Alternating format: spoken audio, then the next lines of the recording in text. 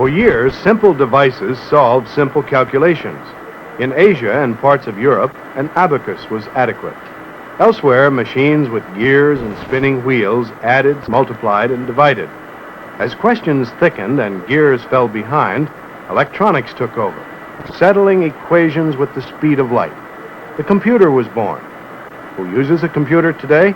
Well, you could say everybody. Directly and indirectly, computers enter our lives, influencing decisions, services, and products.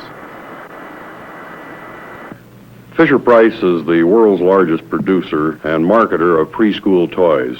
Our marketing activities are worldwide, and last year we shipped to some 60 locations around the world. Well, with a rather diverse line of about 70 toys and thousands of customers, we have problems of obtaining the information we need for planning purposes and control purposes in the sales field. We now have a relatively new report which shows in terms of pieces rather than dollars, units in other words, exactly how many they have sold for each month of the year and a cumulative for the year to date in their entire territory. We can tell for the first time, thanks to the computer, what is selling in what part of the country, something we never knew before. And we can now take remedial action. We can pinpoint the salesman's activities so that they put their effort where it is of most value to us in the short and the long run. We also have found considerable application for the computer in just keeping track of the many millions of parts that we have in our operations to make toys. When you make 30 million toys and you figure that each toy has up to 30 or 40 parts to it, you can immediately see the millions of pieces that we have to keep track of. 8,000 or 9,000 different pieces in quantities ranging from a few 100,000 up to several millions of each of those parts. As you can see from our toys, they take many parts that have to be brought together in a certain sequence, fastened together, and then move on down for the application of other to the ultimate completion of the toy. In schools across the country, C for computer has been added to the 3 R's.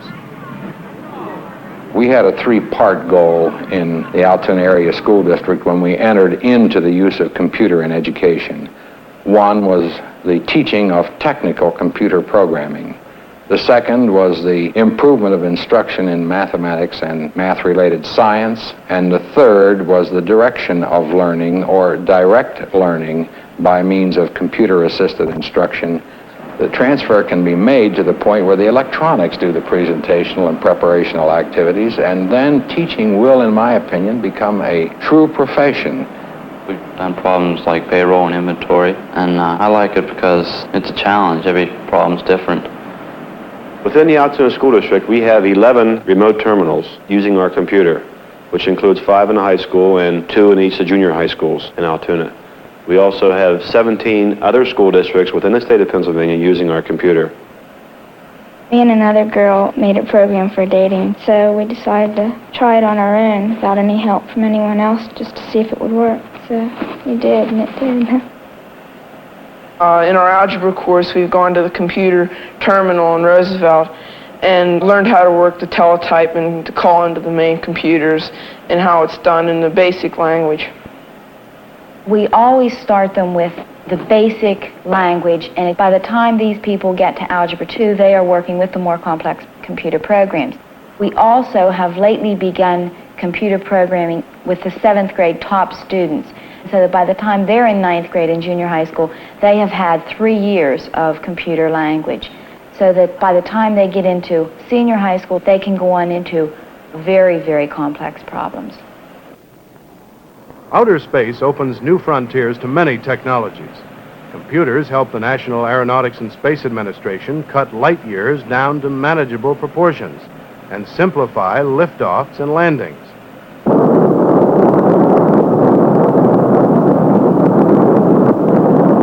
We have the 635s tied into the vehicle, which is on the pad for the checkout, to verify the parameters and all the valves and functions and what have you is working properly. And by the time launch comes along, they have all these systems checked out where they feel like 100% surety that they're going to work. Well, for 506 with the Apollo 11, we displayed approximately 4,000 different parameters, and we recorded approximately somewhere between 5,000 and 6,000 for post-test processing, and the 4,000 was for real-time display.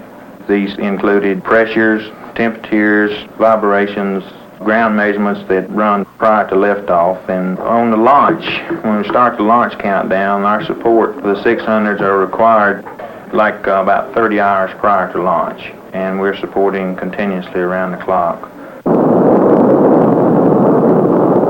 And then we follow it until we have lost a signal. And then we have the worldwide net that's tied into the CIF. It comes through 635s, and we process these data from various stations around the globe. The IU, for example, the guidance goes on quite a while. They're interested in this guidance at that time to see if they've obtained the correct orbits and the velocities and accelerations are performing correctly. We'll obtain the 1,000 seconds of history type data, and if something goes wrong, he can call up this parameter for the past 1,000 seconds and look at it and see where it started going wrong and see if it had correlation to some other parameters over that span. And it helps them to see if they can figure out what the problem is. It could eliminate reschedule of running the launch, in fact. In our system, we have the nominal trajectory that scientists have calculated that this vehicle should fly. And then as the vehicle is launched, we actually plot the actual flight versus the theoretical that we have, and we can tell readily from the monitors that we display this on how much it's varying from the normal. Engineers can tell readily if it's achieving the correct orbit, the right velocities, all the cutoffs, the different staging, and what have you. Some things must be taken for granted.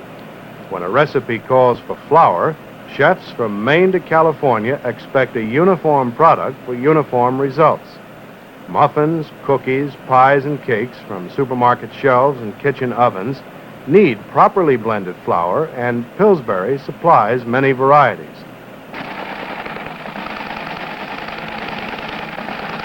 Pillsbury Research has programs which allow us to predict shelf life of our products. For example, we use essentially one computer, the time-sharing one. We will, for example, optimize cake formulas to get the chewiest one. We have a little problem occasionally measuring a thing like chewiness. The computer has an essential part in this because in doing a problem like this, you have a great many things to keep track of.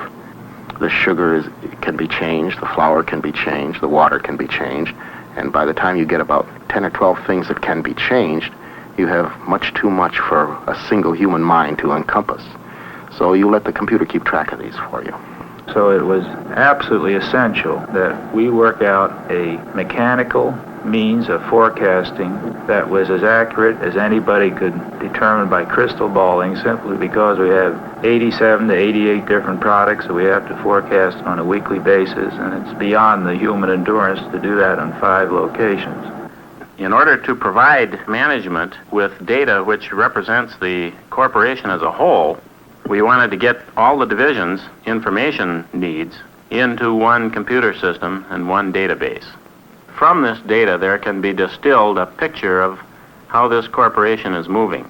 Typical variables that would be involved in the profitability of some of our divisions would be commodity prices. Sugar is a typical one, wheat is a major one, soybeans, cocoa, chocolate. Now, this cannot be done without the database that provides you the history and the current status of not only a division but the corporation as a whole. Computers serve people far from cities, even reaching areas where the cry of timber drifts on the wind.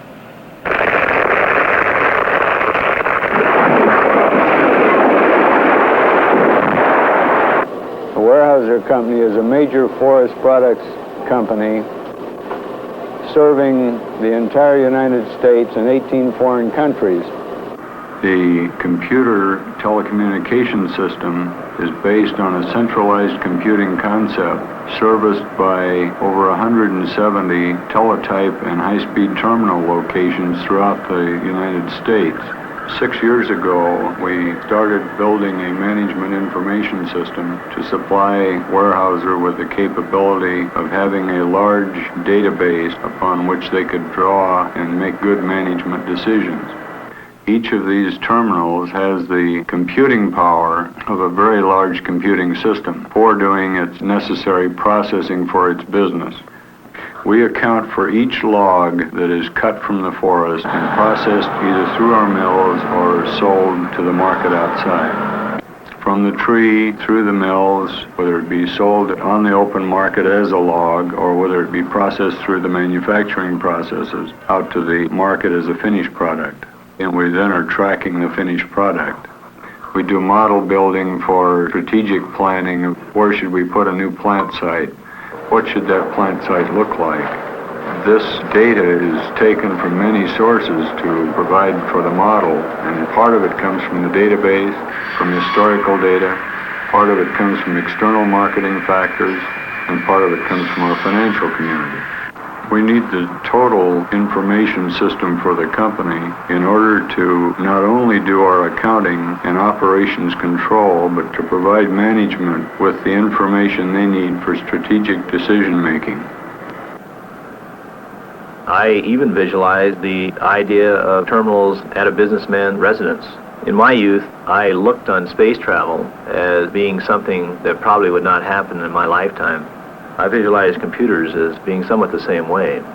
I can visualize the computer becoming as common as our telephone, our car, our electricity. The next generation will see the computer evolve into an integral part of our daily life.